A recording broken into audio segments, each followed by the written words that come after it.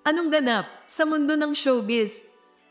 Ibinunyag ng showbiz insider na si OG Diaz na umano'y exclusively dating na sina Richard Gutierrez at Barbie Imperial. Ibinahagi ito ni OG Diaz sa kanyang latest showbiz update vlog sa YouTube. Kumpirmado, exclusively dating na sina Richard Gutierrez at Barbie Imperial.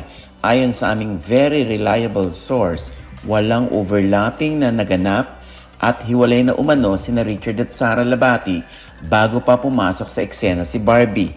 Last year pa hiwalay umano ang mag-asawa, pareho ng single at co-parenting na lamang sila sa kanilang dalawang anak. Ngayong taon lang umano nagkamabutihan sina Barbie at Richard.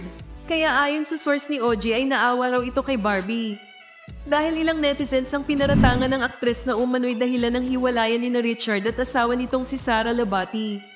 Sabi pa ng source ni OG ay magsasalita rin daw sina Barbie at Richard tungkol sa kanilang relasyon.